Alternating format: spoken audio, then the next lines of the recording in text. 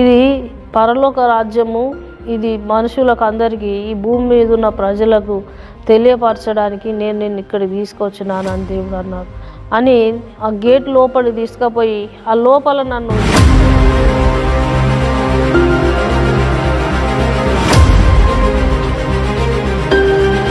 వదిలిపెట్టినప్పుడు నేనేం చేశానంటే, నేను తినవలసినవి అన్నీ తిన్నాను, జీవవృక్ష ఫలాలు.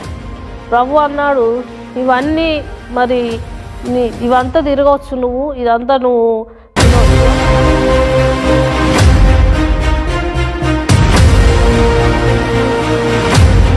మరలా ఎప్పుడు తీసుకుపోతాడో నాకు తెలియదు, కానీ ఆ దేవుడికి తెలుసు. మరి నరకము కూడా చూపించాడు దేవుడు. నరకంలో ఎంత భయంకరమైన ఉంటుందంటే, ఒక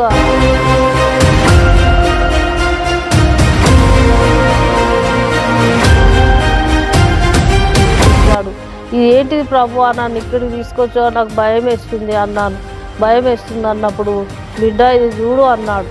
చూడమన్నప్పుడు నేనేం చేశాను, నేను చూస్తాను.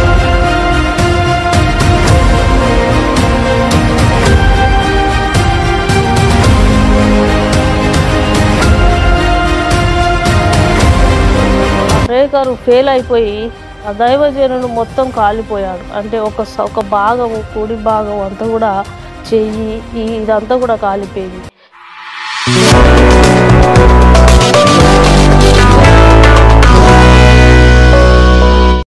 మీ అందరికి వందనాలు, దేవునికి స్తోత్రం. మరి దైవజనుడు దూర ప్రాంతం నుండి వచ్చినటువంటి దైవజనుడు ఈ మారుమూల ప్రాంతానికి దైవజనుడు ఎంతో పరిగెత్తుకొని వచ్చాడు. నా కుటుంబం తరపున దైవజనుడికి నిండు వందనాలు తెలియపరుస్తున్నాను. నా పేరు షారోన్. వరంగల్లో వంచనగిరి అనే గ్రామంలో పుట్టాను. మా నాన్నకు మా తల్లికి ఇద్దరం నాకు అన్న ఉన్నాడు, నేను ఒకదాన్ని, ఇద్దరమే మేము. అయితే చిన్ననాటి నుండి కూడా దేవుడు అంటే నాన్నకి ఇష్టం లేకుండే. దేవుని నమ్ముకున్న వాళ్ళు ఇలా అయిపోతారు, అలా అయిపోతారు, దేవుని నమ్ముకున్న వాళ్ళే పెళ్లి చేసుకుంటారు చూసుకొని అనేటువంటి సంఘటన మా గ్రామంలో జరిగింది. కనుక మా నాన్నకి దేవుడు అంటే ఇష్టం లేకుండే. కానీ నేను చిన్ననాటి నుండే మా ఊర్లో ఏంటంటే పాటలు వేసేవారు. ఉదయకాల సమయంలో పాటలు వేసేవారు. 4 గంటల సమయం నుండి పాటలు వినబడేది. ఆ పాటలు నా హృదయంలో, ఆ పాటలు కొన్ని పాటలు, మా ఇంటి పేరు పశువుల పాక అన్న పాట, పక్కింటి పేరు ఒలివల తోట అన్నటువంటి పాట నా హృదయంలో పడిపోయింది. అది మళ్ళా ఎన్ని తలిచినా, ఏది అడిగినా జరిగేది నీ చిత్తమే ప్రభు అనే అటువంటి పాట కూడా నా హృదయంలో పడిపోయింది. ఇంకా కొన్ని పాటల ద్వారా చిన్ననాడే నేను ఆకర్షించబడ్డాను. కానీ చాలా ఇష్టం నాకు మందిరానికి పోవాలంటే. నాన్న తోలేవాడు కాదు, అంటే మందిరానికి పోయే వాళ్ళు బాగుండరు అనేటువంటి విషయం ఆయనకు అట్లా అర్థమైపోయి ఆ రీతిగా మరి తోలేవాడు కాదు. కనుక నేను కొన్నిసార్లు సండే స్కూల్కి పోయాను. మా బాబాయ్ షెడ్రెక్ బాబాయ్ అనేటువంటి వ్యక్తి మరి ఒకసారి పాట పాడుతున్నాడు. నాకు కూడా తెలియదు పాటలు అంటే ఏంటిదో, మరి సిబిసి అంటే ఏంటిదో ఇవన్నీ తెలియదు. ఒకసారి పోయి నిలబడ్డాను. అప్పుడు బాబాయ్ పాట పాడుతున్నాడు. నా చిన్ని నోటితో నా యేసురాజుని గానమునే పాడేదాను. ఆ పాట నా హృదయంలో పడిపోయింది. ఆ చిన్ననాడే ఆ హృదయంలో పడిపోయి మా అమ్మలకు తెలియకుండానే దొంగతనంగా పోయేదాన్ని నేను. ఆ పాట నా హృదయంలో పడిపోయినప్పటి నుండి మరి నేను కొన్ని రోజులకే నాకు వివాహమైంది. మా మేనత్త కొడుకుతోటే వివాహమైంది. నాన్న వాళ్ళ చిన్నైన బిడ్డనే మా అత్తమ్మ వివాహమైంది. వివాహమైన కొన్ని రోజులకు ఏం జరిగిందంటే, పిల్లలు లేని సమయంలో నాకు అసలు అప్పటికి 2 సంవత్సరాలు అవుతుంది, పిల్లలు అవుతలేరు. ఇంకా మా ఫ్యామిలీ వాళ్ళు ఏమంటున్నారంటే, ఈమెకు ఇంకా పిల్లలు కారేమో, ఈమె 2 సంవత్సరాలు అవుతుంది కదా, ఈమెకంటే వెనుక సిరి పిల్లలు అంటే పెళ్ళి అయిన వారికి పిల్లలు పుట్టారు కదా, ఈమెకు పిల్లలు కారేమో అనేటువంటి మాట, కొన్ని మాటలు నా హృదయంలో దూసుకెళ్ళి దుఃఖపడడం జరిగింది. ఒకటే అనుకున్నాను, ప్రభువా నేను చనిపోతే మరి నాకు తలగోరి బట్ట కూడా దిక్కు లేకుండా చనిపోతాను ప్రభువా, ఎందుకు నాకు పిల్లలు లేకుండా చేసావని ఏడ్చేదాన్ని. అప్పుడు ఆ సమయంలో మరి నా ఆత్మీయ జీవితము విషయంలో చూసినట్లయితే మరి ఆత్మీయంగా ఎదిగింది ఎక్కడంటే కర్ణపురం రెవరెండ్ సంఘాల పాల్సన్ రాజు గారు.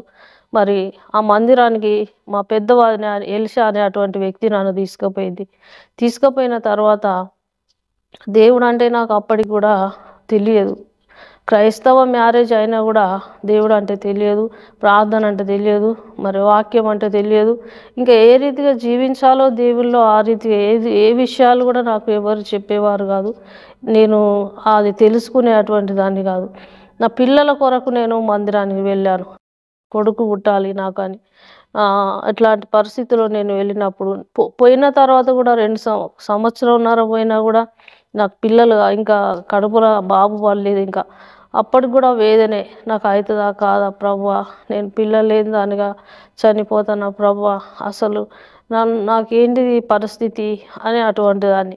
ఇంకెవరన్నా అంటే అనేదాన్ని, ఇదిగోను అదిగోను అంటే అనేదాన్ని కదా. నాకేమైనా పిల్లలు ఉన్నారా, నేను చచ్చినప్పుడు ఎవరికైతుంది ఇదంతా, అవసరం లేదు నాకు అనేదాన్ని. అంటే ఆ 2-3 సంవత్సరాలకే, పెళ్ళైన 2-3 సంవత్సరాలకే అంత డిప్రెషన్లో వెళ్ళిపోయాను నేను. నా హృదయం అంతా కూడా దుఃఖంతో నిండి ఉండేది. రాత్రి మగళ్ళు కన్నీటితో ప్రార్థన చేసేదాన్ని. అంటే చాలా ఉపవాసాలు ఉండేదాన్ని. అప్పటి నుండి ప్రతి శనివారం కర్ణపురం పోయేదాన్ని. డాడీ మరి ఆత్మీయ తండ్రి సంఘాల పాల్సన్ రాజు గారు నన్ను ఆత్మీయతలో పెంచాడు. అయ్యగారు వాక్యం విని నేను ఇంటికి వచ్చి ఆ వాక్యానుసారంగా జీవించుటకు, ఆ వాక్యమును పట్టుకొని జీవించుటకు నేను ముందుకు సాగేదాన్ని, ప్రార్థన చేసుకునేదాన్ని, మళ్ళీ వారం పోయేదాన్ని. కొన్ని రోజులకు ఏమైందంటే మరి నేను చనిపోతాను అనుకున్నాను. ప్రభువా, ఇక నాకు పిల్లలు లేరు కదా, నేను చనిపోతా, ఇక నేను జీవించడమే, ఇక అసలు ఈ భూమి మీద బ్రతకడమే వ్యర్థం ప్రభువా, నాకు ఒక్క కొడుకుని చాలు ప్రభువా అని నేను చాలా బాధపడి అప్పుడు ఆత్మహత్య చేసుకుందాం అనుకున్నాను. అప్పుడు ఏమనుకున్నానంటే బండి కింద వాడు చనిపోతా ప్రభువా, నాకు 1 సంవత్సరం అవుతుంది కదా, ఇంకా పిల్లలు అయితలేరు కదా, మా వాళ్ళు పిల్లలు కాదు అంటున్నారు కదా అని నేను అప్పుడు ఏడ్చుకుంటూ ఒక తీర్మానం చేసుకొని, ఈరోజు నాకు నా పేరు పెట్టి పిలవకుంటే పాల్సన్ రాజయ్య, మరి నేను ఈరోజు పోయి బండికి పడి చచ్చిపోతా ప్రభువా, ఎవ్వరికి తెలియకుండా నేను రహస్యంగా చచ్చిపోతా ప్రభువా అని అనుకున్నాను. తీర్మానం చేసుకొని ఈరోజు నా ఆత్మీయ తండ్రి ముఖం చూసి వచ్చి చచ్చిపోతాను అనుకున్న తర్వాత పోయిన తర్వాతనే డాడీ ఏం చేసిండు, నా పేరు పెట్టి పిలిచి రెడ్ కలర్ గులాబీ కలర్ చీర కట్టుకున్నావు బిడ్డ, నువ్వు చనిపోతానని అనుకున్నావు, నీకు మంచి బాబుని ఇవ్వబోతున్నా నేను, నువ్వు చనిపోవద్దని నా ఒడిలో జాంపండు విసిరేసిండు. అందులో లక్షల మంది ఉంటారు అన్నమాట. విసిరెత్తే అక్కడ స్టేజ్ మీద ఉండి విసిరెత్తే నా ఒడిలో వచ్చి పడ్డది ఆ జాంపండు. వచ్చి పడ్డ తర్వాత ఆ జాంపండు నేను తీర్మానం చేసుకున్నా, ప్రభువా, అంటే ఒక మంచి విశ్వాసి కుటుంబంగా మేము జీవించాలి, ఒక మంచి విశ్వాసిగా నేను బ్రతకాలి, నా కుటుంబం బ్రతకాలి, వాక్యానుసారంగా జీవించాలి, వాక్యానుసారంగా బ్రతకాలి. అందరూ దేవుని నమ్ముకున్నారు కానీ దేవునికి అపకీర్తి తెచ్చేవారుగా ఉంటున్నారు కొంతమంది. ఆ రీతిగా నా కుటుంబం ఉండద్దు, ఒక మంచి విశ్వాసి కుటుంబంగా పరిశుద్ధంగా నీతిమంతులుగా బ్రతకాలని నేను, నా భర్త, నా పిల్లలని నేను అనుకొని అప్పుడు ఏం చేశానంటే ప్రార్థన చేయడం మొదలుపెట్టాను. ప్రార్థన చేయడం మొదలుపెట్టినప్పుడు దేవుడు నాతో ఒక దర్శనం చూపెట్టిండు. ఏంటిది అంటే, నీవు ఒకవేళ నీవు నా సొత్తుగా మార్చబడాలంటే నీవు నాతో ఉండాలి అని అప్పుడు ఒక మాట దేవుడు మాట్లాడినాడు. నాకు కూడా దేవుడు అనే విషయము అంతగా ఎక్కువ తెలియదు, ఇప్పుడు తెలిసినందు. అప్పుడు ఆ మాట వినబడినది. కడుపులో ఉన్నప్పుడే నేను అనుకున్నాను, ప్రభువా, నాకు కాక కుమారుని ఇస్తే నేను ఈ ప్రపంచం అంతా కూడా ఈ సాక్ష్యం చెప్తాను, అనేకులను బలపరుస్తాను, అనేకులకు స్త్రీల మీటింగ్లో నేను ఈ యొక్క భారతదేశంలోనైనా వాడబడతాను ప్రభువా అని తీర్మానం చేసుకున్నాను. తీర్మానం చేసుకున్న తర్వాత ఏం జరిగిందంటే పరిచర్యకు వస్తామన్న విషయం మాకు తెలియదు. పరిచర్య అంటేనే మాకు ఇష్టం లేదు, దైవజనులు కానీ నాకు కానీ. ఎందుకంటే అక్కడ మా ఊర్లో దైవజనులను తిట్టేవారు సాటుకు. అంటే ఏళన చేసేవారు. వాళ్ళకు భోజనం పెట్టి కూడా ఏమనేవారంటే, మా ఇంట్లో ఇంత తిన్నాడండి, అంత తిన్నారండి అని అనేవాళ్ళు అన్నమాట. అంటే ఆ మాటలకు నేనేమైపోయానంటే చిన్ననాడే మాకు కూడా ఇట్లాంటి నిందలు వస్తాయి, మేము సేవ చేయం, మంచి విశ్వాసి కుటుంబంగా బ్రతకాలి అనేటువంటి మాట నా హృదయంలో పెట్టుకున్నాను. నాకు మరి నెలలు నిండాయి. మంచి కుమారుడిని దేవుడిచ్చాడు అప్పటికి. దేవుడిచ్చిన తర్వాత కుమారుడు పుట్టిన తర్వాత దైవజనుని కొరకు ప్రార్థన చేయడం మొదలుపెట్టాను. ఏది గాని నా జీవితంలో ఈ యూట్యూబ్ చూస్తున్నటువంటి వారు ఎవరైనా గమనించండి. పిల్లలు లేక నీకు ఉన్నట్లయితే డాక్టర్స్ నీకు సహాయం చేయలేదు. మా నాన్న కూడా ఎన్నో హాస్పిటల్‌లో చూయించాడు కానీ నాకు పిల్లలు కాలేదు. కనుక మరి దేవుడే గర్భఫలం యెహోవా ఇచ్చు బహుమానం అనేటువంటి మాట కీర్తనలో వ్రాయబడిన మాట నా జీవితంలో నెరవేరింది. ఇది చూస్తున్న వారి జీవితంలో సంతానం లేక బాధపడుతున్నారా? ఏ డిప్రెషన్‌లో మీరున్నారో మీకందరికి కూడా సంతానం ఇస్తాడు దేవుడు. కానీ నీవు దేవుని తట్టు తిరగాలి. దేవుని తట్టు నీవు ముఖం తిప్పాలి. దేవుడే దిక్కు అని మనం జీవించినప్పుడు మనకు సమస్తమును సాధ్యం చేస్తాడు. కానీ నా భర్త మాత్రము అంటే మందిరానికి రాకపోయేవాడు. మంచివాడే గాని మందిరానికి రాకపోయేవాడు. నేను ఒక్కదాన్నే నా కుమారుని తీసుకొని మందిరానికి పోయేదాన్ని. మరి ప్రతి శనివారం, ఆదివారం నేను ఆరాధించడానికి వెళ్ళేదాన్ని. చాలా ఏడ్చి ప్రార్థన చేసేదాన్ని నా భర్త కొరకు. మారాలే ప్రభువా, నాతో మందిరం రావాలి, నాతో మరి ఇంకా మేము మంచి పరిశుద్ధమైన కుటుంబంగా జీవించాలి అని నా భర్త కొరకు నేను రాత్రింబగళ్ళు కన్నీటితో ప్రార్థన చేసేదాన్ని. ఒకరోజు ప్రార్థన చేస్తున్నప్పుడు ఆయనకు లేచి కోపం వచ్చి కొట్టాడు నన్ను. కొట్టి, ఏంది తెల్లందాకా ఏడుస్తున్నావు ఇంట్లో, ఇదేం ఏడుపు అని, నువ్వు ఏడిస్తే పరలోక రాజ్యం పోతావు, మేము నరకం పోతామా అని ఇట్లా కొన్ని బూతులు మాట్లాడి కొట్టినాడు. కొట్టిన తర్వాత ఏం చేసిందంటే, తర్వాత కిచెన్లో పోయి ప్రార్థన చేసుకునేదాన్ని. అయ్యా మరి నా భర్తకు తెలియక కొట్టాడు, ఆయనను మార్చవా ప్రభువా, మరి మార్చవా దేవా అని ప్రార్థన చేసేదాన్ని. కొన్ని రోజులకు ఏమైందంటే, ఆయన పాదముల దగ్గర కూర్చొని నేను ప్రార్థన చేస్తుంటే ఒకరోజు మరలా లేచి కొట్టబోయే సమయానికి నా కన్నీళ్ళు ఆ మంచం కింద ఇట్లా కారిపోతూ ఉన్నాయి.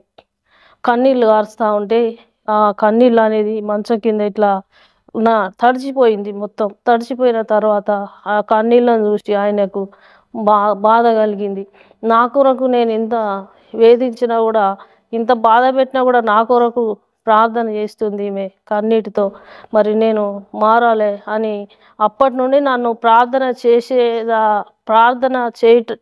చేసేటప్పుడు డిస్టర్బ్ చేయకుండా ఉండేవాడు.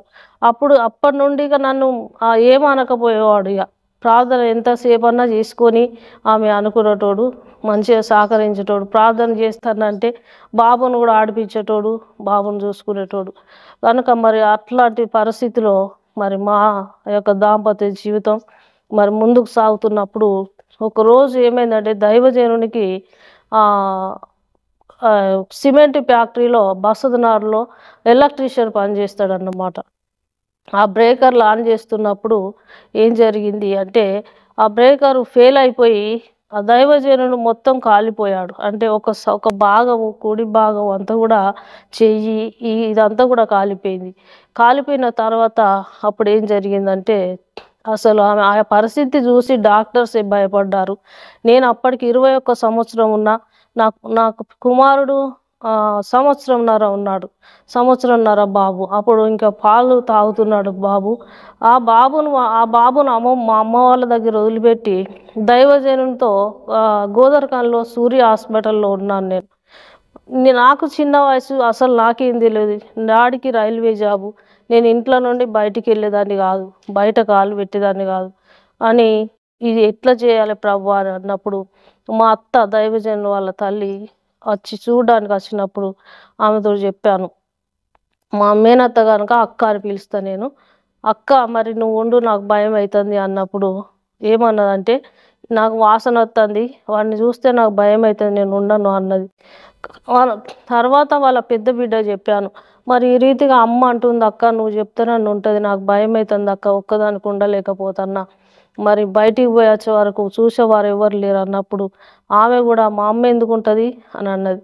అంత కఠినంగా మాట్లాడినప్పుడు నాకైతే నిజంగా చెప్పాలంటే చాలా బాధ అనిపించింది. కనీసం ప్రభువా కన్న తల్లికి వాసన వస్తే మరి నేను ఏ రీతిగా సేవ చేయాలో ప్రభువా నాకు ఓర్చుకునే శక్తి అని ప్రార్థన చేసుకున్నాను. చేసుకున్నప్పుడు దైవజనునికి భయంకరమైన పరిస్థితి, కాలిపోయాడు కనుక భయంకరమైన పరిస్థితి. ఆ పరిస్థితిలో జ్వరం అయితే ఫుల్ జ్వరం వచ్చేది. తినాలంటే కూడా ఆయనకు మనసు లేకపోయేది, ఆ తినడము రాకపోయేది. తింటే కూడా ఆ జ్వరం అనేది ఎక్కువ అయిపోయేది. అంటే ఒకరోజు డాక్టర్ చెప్పాడు. డాక్టర్ దగ్గర పోయి ఏడ్చి, డాక్టర్ నా భర్తకు ఊరికే జ్వరం వస్తుంది, ఏం తినలేకపోతున్నాడు అయ్యా, దయచేసి ఇంకేమైనా ఇంజక్షన్ ఉంటే వేయండి అయ్యా జ్వరం రాకుండా అంటే ఆ డాక్టర్ నన్ను తిట్టాడు. ఏందమ్మా నువ్వే ఉన్నావా, అట్లాంటి పేషెంట్ ఎంతోమంది ఉన్నారు, 3 నెలల దాకా జ్వరం తగ్గదు, నువ్వు ఎందుకు నీ భర్త కొరకు అంతగానో బాధపడుతున్నావు అని ఆయన నన్ను తిట్టినప్పుడు ఏడ్చుకుంటూ వచ్చాను. హాస్పిటల్లో అన్నం లేదు. అప్పటికి మా నాన్నకు బాగలేక అక్కడ లాలగూడ హాస్పిటల్, సికింద్రాబాద్లో రైల్వే హాస్పిటల్లో ఉన్నాడు. మా అన్నకు కొంచెం కాళ్ళకు బాగలేక కాళ్ళు నొప్పులు వచ్చి ఆయనకు నడవరాక ఆయన ఇంటి దగ్గర ఉన్నాడు. ఇక మాకు భోజనం తెచ్చేటోళ్ళు ఎవరు లేరు, నా భర్తను చూసేటోళ్ళు ఎవరు లేరు, నన్ను చూసేటోళ్ళు ఎవరు లేరు. అట్లాంటి పరిస్థితిలో నా జీవితము ఆకలి బాగా అవుతున్నప్పుడు, అప్పటికి 3 రోజులు అవుతుంది ఆకలి, అన్నం లేక. అయితే ఒక చిన్న పాప అక్కడ కింది దిగినప్పుడు ఆ పాప దొరికింది. 7 సంవత్సరాలు ఉంటుంది కావచ్చు. ఆ పాపను అడిగాను, అమ్మ కొంచెం అన్నం ఉంటే పెడతావా అని అన్నది. అని అడిగాను. అడిగినప్పుడు ఆ పాప ఏమన్నదంటే, ఆంటీ అన్నం ఉన్నది అని మా అమ్మకు చెప్పొద్దు అని అన్నది. అంటే నేనన్నా, అమ్మకు చెప్పొద్దు అంటున్నావు ఏందిరా అంటే, నా మందమే ఉన్నదా ఆంటీ, నేను తినే అన్నం నీకు పెడతాను అన్నది. ఆ చిన్న పాప అంత చిన్న వయసులో అంత మాట అన్నది, నేను తినే అన్నము నీకు పెడతా అంటే అని. ఆ పాపను నేను అన్నం అడుక్కొని తిన్నాను. అడుక్కొని తినడం అంటే నాకు తెలియదు అప్పటి వరకు. ఎవరిని అడుక్కొని తినే అటువంటి పరిస్థితి నాకు లేదు. ఎందుకంటే నేను ఒక్క బిడ్డనే కనుక నన్ను అంత బాగా చదువుకున్నాడు మా నాన్నగారు.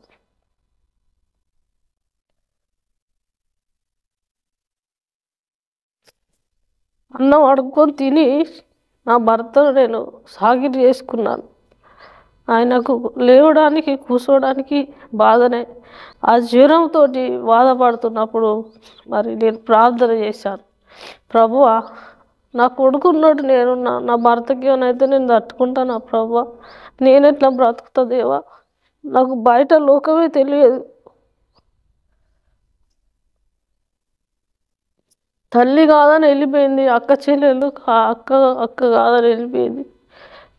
ఇప్పుడు మాకు ఎవరు లేరు ప్రభువా, నా కొడుకు అక్కడ ఏడుతాడు, నేను ఇక్కడ, మేము ముగ్గురం ఈ రీతి ఉన్నామయ్యా అని. అప్పుడు నేను ఏడ్చి నీళ్లు పట్టుకొని ప్రార్థన చేశాను.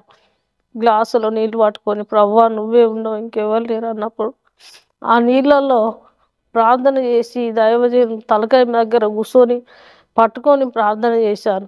ప్రార్థన చేసినప్పుడు ఆ దేవుడు నా ప్రార్థన విని ఆ నీళ్ళల్లో దేవుడు మేఘాల నుండి దిగి వచ్చినట్టు ఆ దైవజనుడు చూశాడట ఆ నీటిలో, గ్లాసులో. ఆ రోజు నుండి దైవజనుడికి జ్వరము లేకుండా 3 నెలలు పడుతుంది అన్నటువంటి అనారోగ్య పరిస్థితి మరి 23 రోజులనే డిశ్చార్జ్ ఇచ్చిండు. దేవుడు అద్భుత కార్యం చేసిండు. అంటే అది ప్రార్థన వల్లనే నా భర్త ఈ రీతిగా ఉన్నాడు. అట్లా కాలినోళ్ళు ఎవరు కూడా మంచిగా ఉండరండి. ఎందుకంటే ఏదో ఒకటి వంకర పోయి ఉంటారు కనుక తనకు అన్నీ కూడా మంచిగా ఇచ్చాడు, అవయవాలు మంచిగా ఇచ్చాడు, అన్నీ కూడా శరీరం మంచిగా అయిపోయింది. దేవుడు సహాయం చేశాడు. అంత పరిస్థితిలో కూడా, నేను అంత చిన్న వయసులో కూడా మళ్ళీ డిశ్చార్జ్ అంటే ఒక్కడు కూడా సహకరించట్లేదు. ఒకరు కూడా ఆ ఫ్యాక్టరీలో ఉన్నటువంటి వారు మరి సహాయం చేయట్లేదు. కనుక మరి పట్టగొలుసులు అమ్ముకొని నా భర్తకు ఏం చేశానంటే పండ్లు తెచ్చాను, ఇంకా పాలు తెచ్చాను, బ్రెడ్ తెచ్చాను. అంటే అంతవరకు అది దిగజారిపోయిందన్నమాట మా పరిస్థితి. అప్పుడు తర్వాత కొన్ని రోజులకు మరి మంచిగా అయిన తర్వాత కొన్ని రోజులకు అప్పటి నుండి దేవునికి సాక్షిగా జీవిస్తానని తను జీవించడం మొదలుపెట్టాడు. మా దాంపత్య జీవితంలో మేము సంతోషంగా ఉండగలిగాం. మరి రెండోది చూసినట్లయితే మరి చిన్న బాబు కడుపులో పడ్డాడు మళ్ళా. చిన్న బాబు కడుపులో పడ్డప్పుడు సేవ జీవితం ఇది. సేవ జీవితం గురించి చెప్తున్నాను. చిన్న బాబు కడుపులో పడ్డాడు. చిన్న బాబు కడుపులో పడ్డ తర్వాత బాబు 7 నెలలు కడుపులో ఉన్నప్పుడు నాకు విష జ్వరం వచ్చింది. విష జ్వరం వచ్చి భయంకరంగా మరి విష జ్వరం పాయిజన్ అయిపోయి బాడీ అంతా కూడా పాయిజన్ అయిపోయి ఆ శరీరంలో ఎక్కడ ఎన్ని గ్లూకోజులు పెట్టినా, ఎన్ని ఇంజెక్షన్లు వేసినా, ఎన్ని హాస్పిటల్ తిరిగినా కూడా నేను మంచిగా కావట్లేదు. వరంగల్ తిరిగారు, పెద్దపల్లి తిప్పారు, కరీంనగర్ తిప్పారు. లాస్ట్కి వస్తే కరీంనగర్లో డాక్టర్స్ ఏమన్నారంటే ఈమె చనిపోతుంది, ఇంటికి తీసుకుపోండి అన్నారు. ఏ డాక్టర్లు కూడా అదే పరిస్థితి అన్నారు. లాస్ట్కు ఒక మాట ఏమన్నారంటే హైదరాబాద్ తీసుకుపోండి, ఈమెకు బ్లడ్ అస్సలు వెళ్ళేది అన్నారు. ఎందుకంటే అనారోగ్యం జ్వరం వచ్చి టెస్టులు చేయడానికి సూదితోటి ఆ బ్లడ్ తీసి ఏమైందంటే నా శరీరంలో బ్లడ్ అయిపోయింది. అయిపోయిన తర్వాత అప్పటికి బాబు 8వ నెల కడుపులో ఉన్నాడు. నేను ఆ రీతిగానే సీరియస్గా ఉన్నాను. సీరియస్గా ఉన్న తర్వాత మరి అట్లనే నన్ను వరంగల్ మళ్ళీ తీసుకుపోయారు. హాస్పిటల్ తీసుకొచ్చి హాస్పిటల్ నుంచి నన్ను బయట బండి మీద దొబ్బి అక్కడ పెట్టారు రాత్రి. ఈమె సీరియస్గా ఉన్నది, తీసుకుపోమంటే తీసుకుపోతలేరని దొబ్బి పెట్టినప్పుడు ఏం జరిగిందంటే మళ్ళీ నేను అన్నాను, నా ఆత్మీయ తండ్రి దగ్గరికి తీసుకుపోండి, నేను బ్రతుకుతే దేవుని కొరకు బ్రతుకుతాను, చనిపోతే దేవుని సన్నిధిలో చనిపోతా, పరలోక రాజ్యం పోతాను అన్నప్పుడు మరి మేము దైవజనుడు నా తల్లి నన్ను తీసుకుపోయి మరి పాల్సనయ్య గారు మందిరంలో వేశాడు. వేసినప్పుడు తెల్లారితేనే శనివారం, మేము శుక్రవారం సాయంత్రం పోయాం, తెల్లారితేనే శనివారం కనుక డాడీ నన్ను పేరు పెట్టి పిలిచాడు. నా పేరు మా తల్లిదండ్రులు పెట్టింది సుజాత. అప్పుడు నేను సేవకు రాలేదు కాబట్టి సుజాత. అయితే నా పేరు పెట్టి పిలిచాడు, సుజాత నువ్వు చనిపోతానని డాక్టర్స్ నేను పట్టలేదు బిడ్డ, నువ్వు నీ భర్తను నా సేవలో నడిపిస్తానంటే నిన్ను నీ కడుపులో ఉన్న కొడుకును బతికిస్తానన్నాడు. అప్పుడే అనుకున్నాను, ప్రవ్వా నన్ను బ్రతికించు దేవా, నేను చచ్చిపోయినా పర్వాలేదు కానీ నా కడుపులో కొడుకు చచ్చిపోవద్దు, నన్ను బ్రతికించయ్యా, నీ సేవ చేస్తానని నేను అప్పుడు తీర్మానం చేసుకున్నాను. తీర్మానం చేసుకున్న తర్వాత దైవజనుడు చెప్పాను. దైవజనుడు నన్ను కోపం చేస్తున్నాడు, ఒకసారి సేవ అంటావు, ఒకసారి పని చేయమంటావు, ఒకసారి మరి ఇవన్నీ కూడా నువ్వు ఏది కూడా స్థిరంగా ఉండదు, నీ మాట వినను అని దైవజనుడు అంటున్నాడు. అప్పుడు దైవజనుడు చెప్పాను, మరి నువ్వు 20 రోజులు ఉపవాసం ఉండి ప్రార్థన చేయి, నూతన సంవత్సరం రాబోతుంది కదా, అప్పుడు వాగ్దానం ఏది ఇస్తాడో ఆ వాగ్దానం పట్టుకొని మన ఊరుకు మనం పోదామన్నప్పుడు దైవజనుడు ఉపవాసం ఉండి 21 రోజు ఉపవాసం ఉండి ప్రార్థన చేసినప్పుడు 31st నైట్ అప్పుడు దేవుడు వాగ్దానం ఇచ్చాడు. వాగ్దానం ఏమి ఇచ్చాడంటే నేను అనుకున్నది నెరవేర్చే వరకు నిన్ను విడువనని యాకోబుకి ఇచ్చినటువంటి వాగ్దానం ఆదికాండంలో ఉన్నటువంటి ఒక మాట ఆ దైవజనుడితో మాట్లాడాడు. నేను పట్టుకున్నా నిన్ను విడువను, నేను అనుకున్న నెరవేర్చే వరకు నిన్ను విడువనని ఆ మాట ఇచ్చి దైవజనుడు కూడా సేవకు అంకితం అయ్యాడు. మరి ఒక పాస్టర్ దగ్గర 7 సంవత్సరాలు, అక్కడ 2 సంవత్సరాలను, మరి ఇక్కడ బ్రాంచీలో కుక్కలగూడూరులో 7 సంవత్సరాలు ఉన్నాం. ఆ దైవజన్ దగ్గర సేవ చేశాం. మరి అక్కడ కూడా చాలా కష్టాలు బాధలు అనుభవిస్తున్నప్పుడు నీళ్లు లేకుంటే వర్షం కొరకు ప్రార్థన చేసేదాన్ని. వర్షం కొరకు ప్రార్థన చేసినప్పుడు ప్రభువా వర్షం అయ్యా, నేను అక్కడ దూరం పోయి నీళ్ళు తెచ్చుకోవాలన్నమాట. వేరే బావిల దగ్గర పోతే వాళ్ళు ఏం చేసేవారు, చేతాడు బకెట్ తీసి దాచిపెట్టుకునేవారు. మరి తర్వాత మరి బస్ స్టాండ్కి పోయి తెచ్చుకోవాలంటే అందరు మొగోళ్ళు ఆటో వాళ్ళు ఉంటారు కనుక నేను ఏడ్చుకుంటూ ఆ నీళ్లు తెచ్చుకునే అటువంటి దానను ఏడ్చుకుంటూ నా కళ్ళ పొంటి నీళ్లు కారుతూనే ఉండేది ఆ బిందె ఎత్తుకొని వస్తూ ఉంటే. అప్పుడు ఏం జరిగిందంటే నీళ్లు గారేది. మరి అప్పుడు ఏం జరిగిందంటే మరి నా జీవితంలో మరి ఎన్ని కష్టాలు పడ్డానో, చాలా కష్టాలు, మరణ స్థితి, మరణ పడక వచ్చింది. ఆ మరణ స్థితిలో దేవుడు నన్ను లేపాడు. మరి తర్వాత దైవజనుడు పరిచర్య వెళ్తున్నాడు.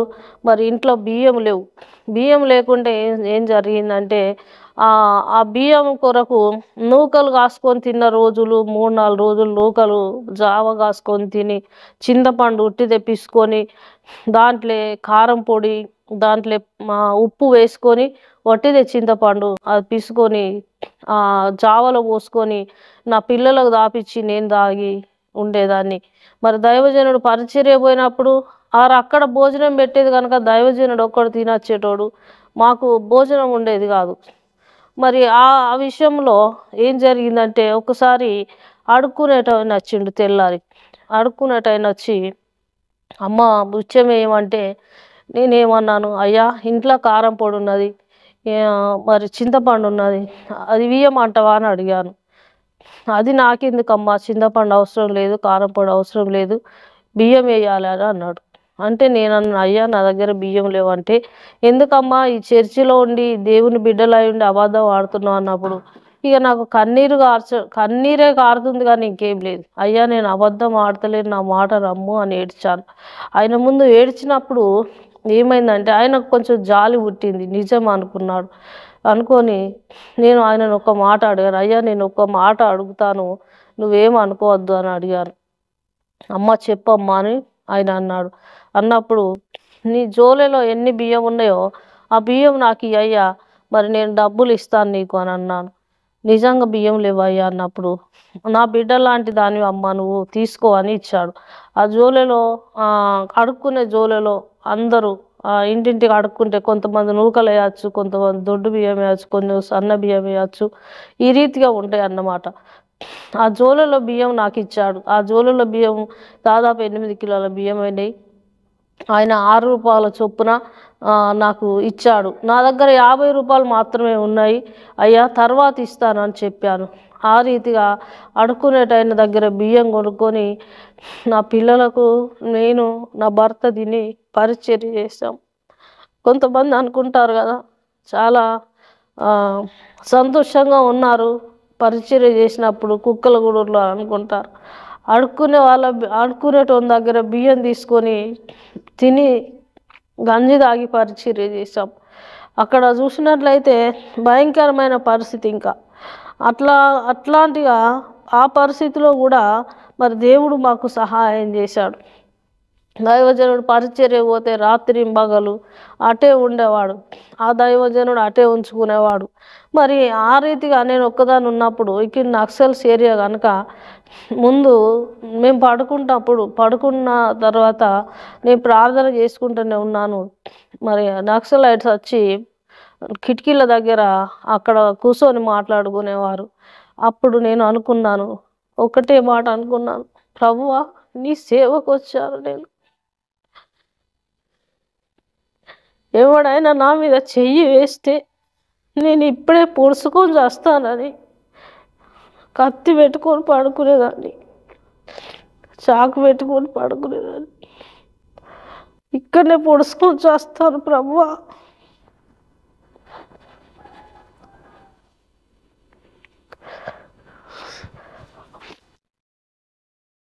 అట్లా అని దేవుడికి నేను ప్రార్థన చేసేదాన్ని. వాళ్ళేమో బయట మాట్లాడుకునేటోళ్ళు, ఎవడన్నా డోరు కొడితే నేనే చచ్చిపోతా ప్రభువా ఇప్పుడే అని నేను ఏడ్చేదాన్ని. అంత పరిస్థితిలో దేవుడు మమ్మల్ని కాపాడాడు. అన్ని రోజులు కంపౌండ్ లేదు, ఏది లేదు అక్కడ. అలాంటి పరిస్థితిలో దేవుడు నన్ను కాపాడాడు, నా కుటుంబాన్ని కాపాడాడు. మరి కేవలం ఎందుకు ఇవన్నీ సాక్ష్యాలు చెప్పడం అంటే, ఇట్లాంటి బలహీనులము మనం, శారీరకంగా చాలామంది బలహీనమే. దేవుడు కష్టాల నుండి, కన్నీళ్ళ నుండి ఎందుకు నడిపిస్తాడంటే నలుగురికి చెప్పడానికే తప్ప మనము అనుభవించేది ఇతరులకు ప్రయోజనకరంగా ఉండడానికే తప్ప మనమేదో బాధ అనుభవించాలని దేవునికి ఇష్టం ఉండదు. దేవుడు చాలా మంచివాడు కనుక ఆ పరిస్థితిలో నుండి మమ్మల్ని తప్పించాడు. మరి తర్వాత మాకు వచ్చినటువంటి శ్రమలు, కష్టాలు, బాధలు మరి ఎన్నెన్నో వచ్చాయి. మరి దేవుడు దూతల ద్వారా మాకు సహాయాన్ని అందించాడు. దేవుని అగ్ని ఇక్కడ ప్రాకారంగా ఉంచాడు. దేవుని యొక్క సన్నిధి మాతో ఉంచాడు. పడుకున్నాను, పరిచర్య వచ్చి పడుకున్నప్పుడు రాత్రి 8 అవుతుంది. రాత్రి 8 గంటలకి దేవుడు నా ఆత్మను పరలోక రాజ్యానికి తీసుకెళ్ళాడు. పరలోక రాజ్యానికి తీసుకెళ్ళి అంటే దేవుడు పోతున్నప్పుడు వచ్చి చేయి పట్టుకొని లేపి తీసుకుపోతున్నప్పుడు చేయి పట్టుకున్నప్పుడు నేను దేవునితో వెళ్ళిపోతూనే ఉన్నాను. పైకి వెళ్ళిపోతున్నప్పుడు దేవుని ఒక మాట అడిగాను. పైకి వెళ్ళిపోతున్నప్పుడు, ప్రభువా మరి ఈ మబ్బు అంతా ఇట్లున్నది కదా, నాకు తలకి తాకుతుంది కావచ్చు ప్రభువా అని అడిగాను. అడిగితే దేవుడు అన్నాడు, ఏది తాకదు, నువ్వు నువ్వు గమ్మున సప్పుడేకుండు అని అన్నాడు. అన్నప్పుడు నేను ఒక్క మాట కూడా మాట్లాడలేదు. ఇక దేవునితోటి మాట కూడా మాట్లాడకుండా ఆ పరలోక రాజ్యం తీసుకెళ్తున్నప్పుడు చాలా దూరం ప్రయాణం.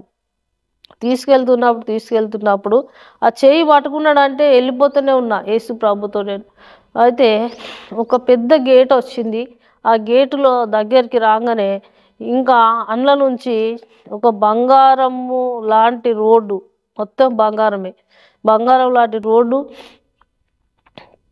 ఆ సమయంలో నేనేమన్నానంటే, ప్రభువా ఇది చాలా దూరం ఉన్నది కదా, చాలాసేపు నడుస్తున్నాం కదా అన్నప్పుడు, ఇదేంటిది ప్రభువా అని అడిగాను.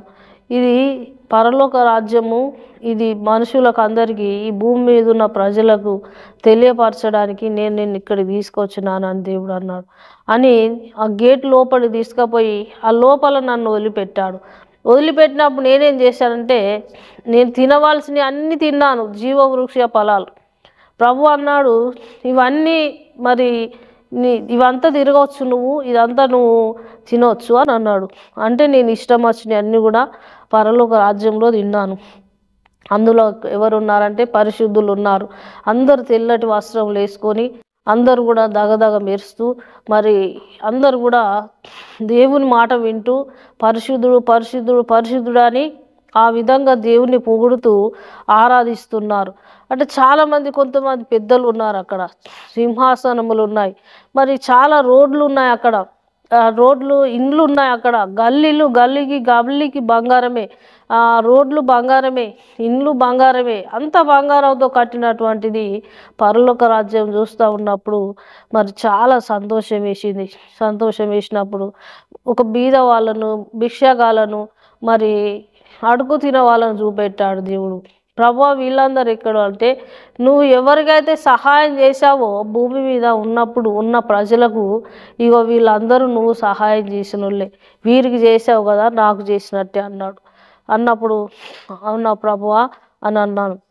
నేను కూడా ఎట్లున్నానంటే, ఈ అనారోగ్యంతో లేను, ఈ శరీరమైన బలహీనతతో లేను, మంచిగా ఎంత యవన వయసులో ఉన్నప్పుడు 17-18 సంవత్సరాలలో ఎట్లున్నానో ఆ రీతిగానే ఉన్నాను అక్కడ నేను.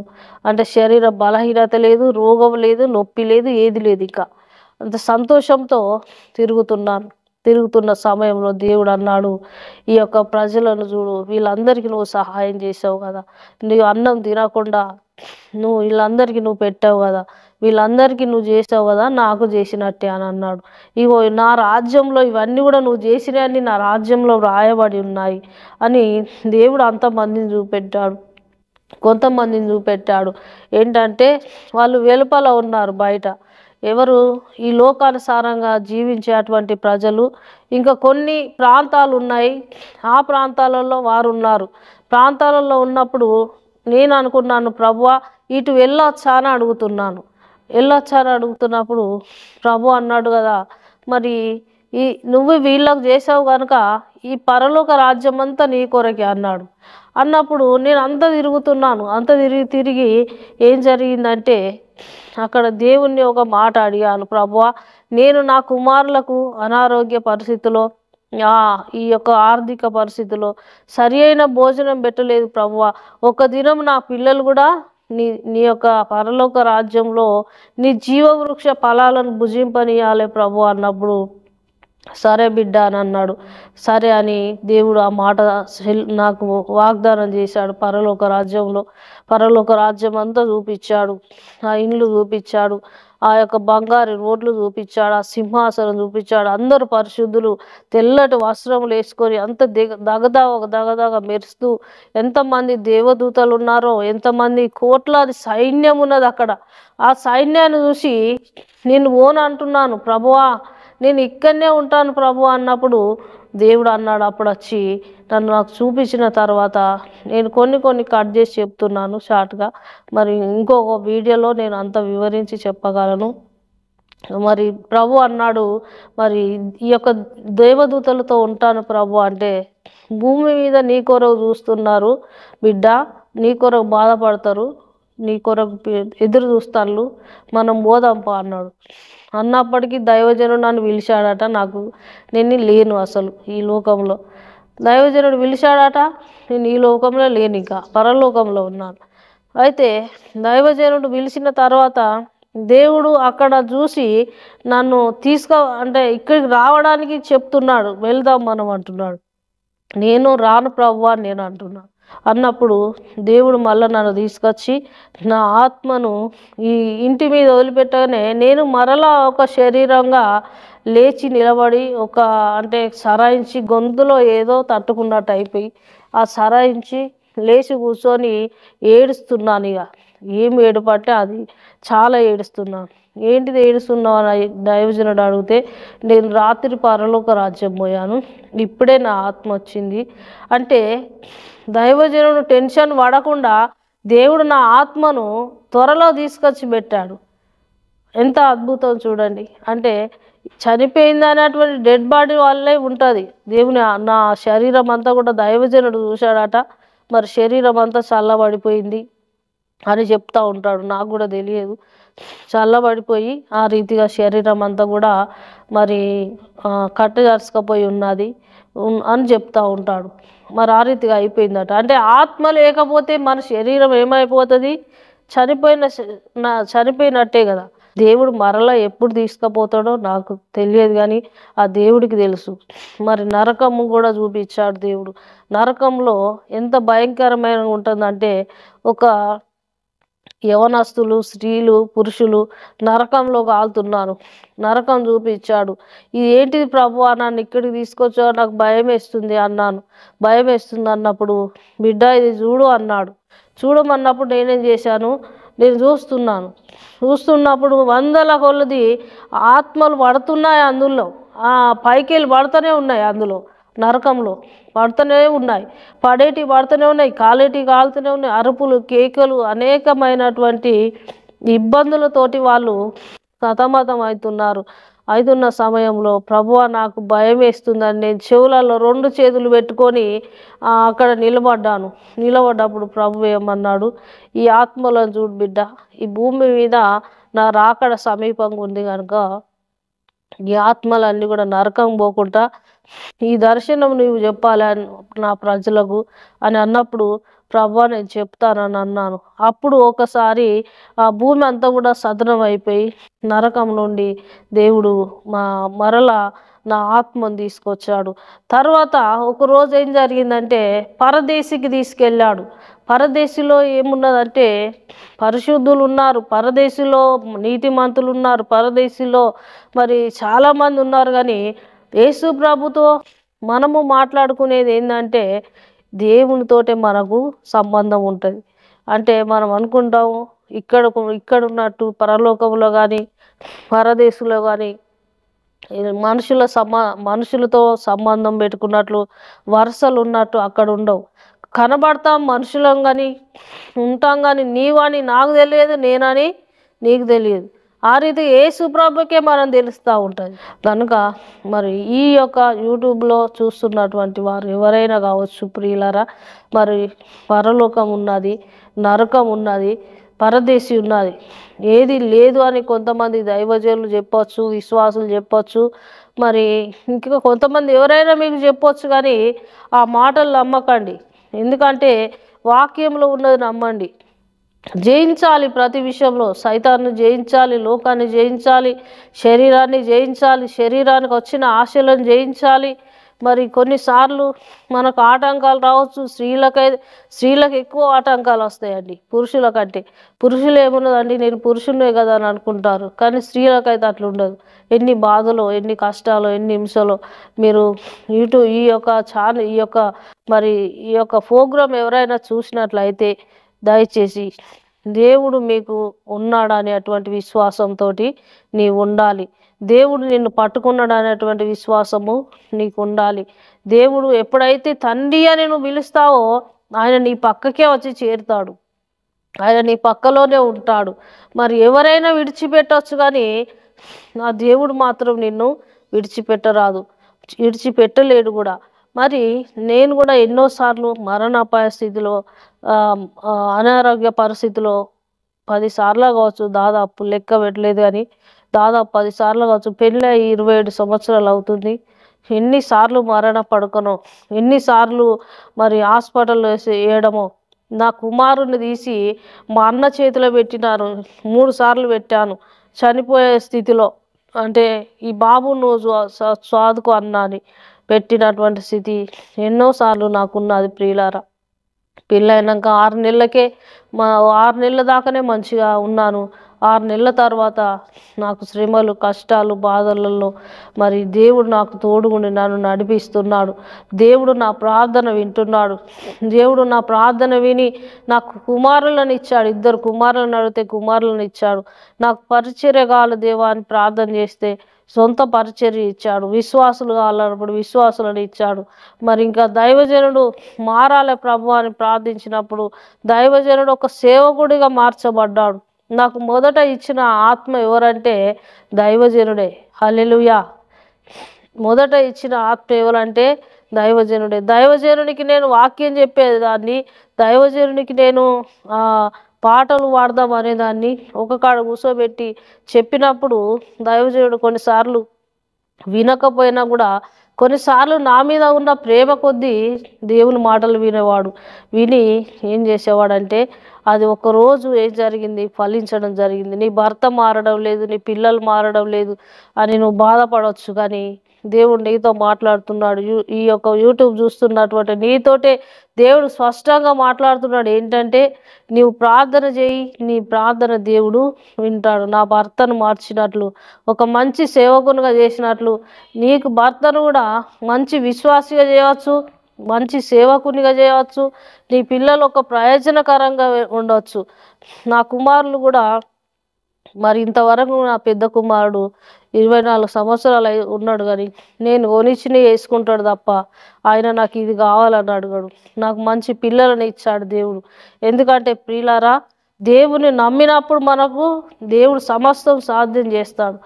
ఇర్మీయాలో మాట్లాడాడు ఏంటంటే, ప్రభువా నన్ను ఎందుకు పిలిచావు సేవకు, నాకు ఎందుకు ఈ కష్టాలు ఇచ్చావు, ఎందుకు బాధలు ఇచ్చావు, ఎన్నిసార్లు నేను చనిపోయే స్థితిలో, మరణించే స్థితిలో మరణానికి సిద్ధమవుతున్నాను, లేపుతున్నావు అన్నప్పుడు ఇర్మీయా 1:4-5-10 వరకు దేవుడు నాతో మాట్లాడాడు. ఒకరోజు దర్శనంలో ఏమన్నాడంటే, తల్లి గర్భంలో రూపించబడక మునిపే పేరు పెట్టి నిన్ను పిలిచాను, జనములకు ప్రవక్తగా నిన్ను నియమించుకున్నాను అని దేవుడు నాతో ఆ మాట మాట్లాడాడు. ప్రియులారా, ఎన్నో అద్భుత ఆశ్చర్య కార్యాలు నేను ప్రార్థించినప్పుడు దేవుడు జరిగిస్తున్నాడు. కరోనా సమయంలోనైతే అందరికి కరోనా వచ్చింది. భయంకరమైన కరోనా నుండి అందరికీ ప్రార్థన చేయి బిడ్డ, నేను వారందరినీ బాగు చేస్తానన్నాడు. మా సంఘంలో ఎవ్వరు చనిపోకుండా మరి దైవజనులు కూడా ఫుల్ కరోనా వచ్చింది. ప్రభువా నేను ఎక్కడ తీసుకుపోవాలి, ఎక్కడ వేయాలి నా దైవజనుని, ప్రభువా మేము సేవకులం కదా, ఎంతోమంది సేవకులు చనిపోతున్నారు అన్నప్పుడు దైవజనుడు ఎట్లా అయిందంటే చాలా బ్లాక్ అయిపోయాడు. నేను వచ్చేసరికి ప్రార్థనకు వచ్చాను, మందిరంలోకి వచ్చేసరికి బ్లాక్ అయిపోయాడు. బ్లాక్ అయిపోయే వరకు నేను అనుకున్నాను, ఏంది ప్రభువా, దైవజనుని బాగు చేయి ప్రభువా. నేను దైవజనుని పట్టుకొని ప్రార్థన చేసినప్పుడు దైవజనుని కరోనా నుండి విడిపించాడు, మరణము నుండి విడిపించాడు. ఇంకా అనేకులకు మరణ స్థితిలో చనిపోయినటువంటి వారిని లేపాడు దేవుడు. ఒక ఆమె అయితే 1.5 గడ్డ కడుపులో గడ్డలతో బాధపడ్డప్పుడు ఆ గడ్డ నుండి దేవుడు ఆమెకు ప్రార్థన చేసినప్పుడు కొడుకుగా మార్చమని ప్రార్థన చేశాను. కొడుకుగా మార్చాడు. ఆ గడ్డ లోపల గడ్డ పిండంగా మార్చి ఆమె కుమారుణ్ణి ఇచ్చాడు. ఆమె ఎన్టీపీసీ దగ్గర శాలేపల్లిలో ఉంటుంది. మరి ఎంతోమంది కడుపులో గడ్డలతో, నొప్పితో, క్యాన్సర్‌తో, కుష్టి రోగులను కూడా బాగు చేశాడు ప్రార్థించినప్పుడు. ఎందుకంటే మనం నమ్ముకున్న దేవుడు సజీవుడు, సర్వశక్తిగల దేవుడు, స్వస్థపరిచే దేవుడు. దేవుడు నాకు ఆత్మీయ జీవితంలో 9 ఆత్మ వరాలు ఇచ్చాడు. ఆ ఆత్మ వరాలలో ముఖ్యమైన వరం ఏంటంటే వివేచన వరం అనేది ప్రాముఖ్యమైన వరం. ఆ వరాలు ఇచ్చి దేవుని సన్నిధిలో సాక్షిగా వాడుకుంటున్నాడు. ఇంకా చాలా అద్భుత ఆశ్చర్య కార్యములు నేను ప్రార్థిస్తున్నప్పుడు అనేక కార్యాలు జరిగాయి. గర్భం లేని వారికి గర్భం తెరవబడడం, అనేకులు మార్చబడడం, తాగుబోతులు మార్చబడడం, మరి తిరుగుబోతులు మార్చబడడం, అనేకమైనటువంటి మరి చెడు వ్యసనాలతో ఉన్నవారు మార్చబడడం, వీళ్ళందరూ కూడా మరి దేవుని సన్నిధికి వస్తున్నారు. ఇప్పుడు వీళ్ళందరూ కూడా దేవుణ్ణి ఆరాధిస్తున్నారు. ఇప్పుడు కనుక మరి మీరు కూడా విశ్వాసంతో ప్రార్థన చేసినట్లయితే, విశ్వాసంతో దేవునితో నేను ఏం చేశానంటే ఒకటే చేశాను, ప్రార్థన చేయడము, కన్నీరు గారవడమే, ఇంకేం లేదు. మనం చేయవలసింది ఏంటంటే దానియేలు గ్రంథంలో ఏమున్నదండి, ప్రార్థన అనేది ఒక మనిషికి ఒక మనిషికి జీవంనిచ్చేదిగా ఉంటున్నది. దానియేలు ముమ్మారు ప్రార్థన చేయడం ద్వారా ఆ దానియేలు ఏమైపోయాడు, మరి ఒక మంచి బైబిల్ గ్రంథంలోకి ఎక్కి ప్రధానమంత్రిగా ఎంచబడ్డాడు. ఎందుకంటే ప్రియులారా, మరి మన జీవితంలో ఎవరు ఆటంకపరిచినా కూడా ప్రార్థన ఆపద్దు. నీ కుటుంబీకుల్ని ఆటంకపరుస్తున్నారా, ప్రార్థన ఆపకు. నీ బంధువులు, నీ భర్త, నీ భార్య, నీ పిల్లల్ని ఆటంకపరిచిన నువ్వు ఆటంకం కలుగనించుకోకు. ఎందుకంటే దేవుడు సజీవుడు, సర్వశక్తి గల దేవుడు కనుక ఈ యూట్యూబ్ ఛానల్ ఎవరైతే చూస్తున్నారో మీ జీవితంలో దేవుడు ఫలింపజేస్తాడని నేను విశ్వసిస్తున్నాను. మీ జీవితంలో కూడా నాకు చేసిన కార్యములు మీ జీవితంలో కూడా చేస్తాడని నేనైతే విశ్వాసంగా మరితో మాట్లాడుతున్నాను. నేను మాట్లాడుతున్న ప్రతి మాట పరిశుద్ధాత్మ పూర్ణంగా మీకు హృదయంలో తడుతుందని నేను విశ్వసిస్తున్నాను. మీ హృదయానికి, అంతరంగానికి తడుతుంది. కొంతమంది విశ్వసించవచ్చు, కొంతమంది విశ్వాసం ఉంచకపోవచ్చు, కానీ విశ్వసించిన వారికి మాత్రం తప్పకుండా కార్యాలు జరుగుతాయి. గర్భఫలం లేని బిడ్డలు అయితే ఈ యూట్యూబ్ చూస్తున్నప్పుడు గర్భఫలాలు తెరవబడతాయి. రోగంతో ఉన్నవారు గడ్డలు కరిగిపోతాయి, గడ్డలతో ఉన్నవారు గడ్డలు కరిగిపోతాయి. అనేక మరణ బంధకంలో, మరణ పడకలో ఉన్నవారికి కూడా మరణం నుండి విడుదల కలుగజేస్తాడు దేవుడు. ఈ యూట్యూబ్ ఛానల్ నువ్వు చూసినట్లయితే నువ్వు మొత్తము ఇది అయిపోకుండా అంటే ఆఫ్ చేయకుండా చూసినట్లయితే దేవుడు నీ జీవితంలో కూడా గొప్ప కార్యం చేస్తాడు. నేను చేసింది ఒకటే, మోకరించడం, ప్రార్థన చేయడం, కన్నీరు గారవడం. కనుక నా కుటుంబాన్ని నేను కట్టుకున్నాను, నా భర్తను నేను మార్చుకున్నాను, నా దేవుడు మార్చాడు ప్రార్థించినప్పుడు. అంటే మాకు సమస్తం దేవుడు ఇచ్చినదే. కనుక మీ జీవితంలో సేవకులు కావచ్చు, దైవజనులు కావచ్చు, ఒకవేళ ఈ యొక్క యూట్యూబ్ ఛానల్ నువ్వు చూసినట్లయితే నీ జీవితంలో కూడా చెయ్యాలనుకుంటున్నాడు. కాబట్టి ఈ యొక్క ప్రయాసము, ఈ యొక్క యూట్యూబ్లో నేను మాట్లాడడం అనేది నీ కోరకే అని భావిస్తే మాత్రం తప్పకుండా కార్యం జరుగుతుంది.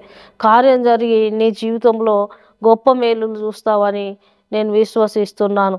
మరి నా జీవితంలో జరిగినట్లు నీ జీవితంలో దేవుడు చేస్తాడని నేను విశ్వాసంతో ముందుకు సాగుతున్నాను. ఇంకా చాలా ఉన్నాయి చెప్పాలంటే. మరి ఇంకొక వీడియోలో మనం కలుసుకుందాం. మరి ఈ వీడియో చూసినటువంటి వారు మరి సబ్స్క్రైబ్ చేయండి.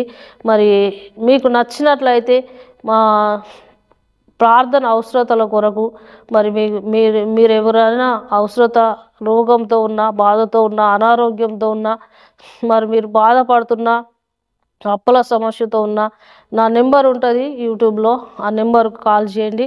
మరి ఇంకా మీ ప్రాంతాలలో స్త్రీల మీటింగులు పెట్టాలనుకుంటే స్త్రీల మీటింగ్లకు కూడా రావడానికి నేను సిద్ధంగా ఉన్నాను. మీరు ఎవరైనా విశ్వాసంతో ఆ మాట మీరు నాకు ఫోన్ ద్వారా తెలియపరిచినట్లయితే నేను రావడానికి సిద్ధంగా ఉన్నాను. కనుక ఇది చూస్తున్న మీ అందరినీ దేవుడు దీవించి ఆశీర్వదించును గాక. God bless you. Praise lord.